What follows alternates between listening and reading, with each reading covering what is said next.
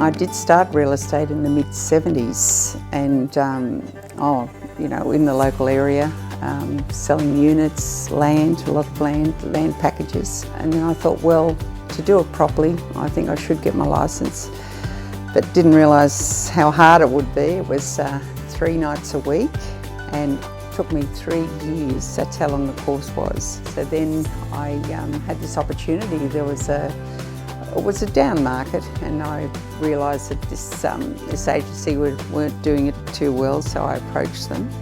And fortunately for us, they wanted to sell, so that's where we took over.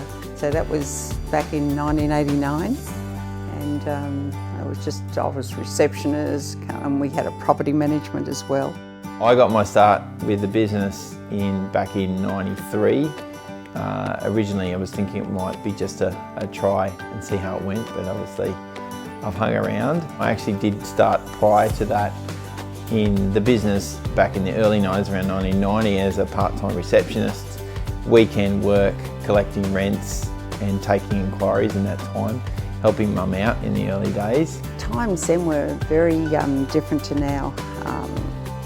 Even the mobile phone, it was the size of a brick. And I used to have to carry that around with its own battery. No computers, we had fax machines. We did experiment with early digital cameras, which were sort of about the size of a toaster, and the battery went as long as probably a piece of toast would take to cook. So we advanced on to better cameras and better technology now. Of course, they're all done by professionals.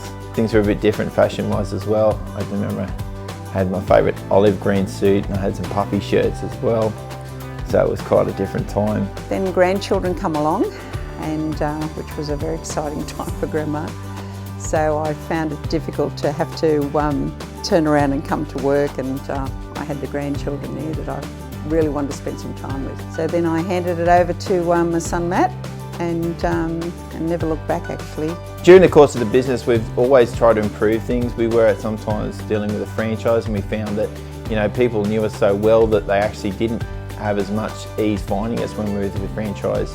So we ended up obviously keeping the family name, which made things a lot more comfortable for everyone and recognisable. We're regularly getting people ask about mum, or even come back into the business looking for mum, which is really nice to see after all that time. It's very refreshing to know that there are people that have come back, clients that I had way back then. Later on in the process, as managing the place myself, and was able to hire a very good salesperson with Adam, and who has gone on to being in the management and the partnership as well. So it's all worked very well in how we work out different partnerships at different times of the business. In 2006, I was given the opportunity to come on board as a partner and become licensee of the business.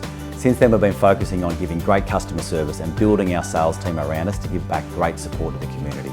We've won multiple business awards in the northern suburbs, and I'm really proud to say that this year, by celebrating our 30 years of business, we've started our Community Before Commission initiative, where we're giving back to people within our community who have been suffering hardship. So our latest move has been to the Princes Highway at Bulli, which was previously the ambulance station here.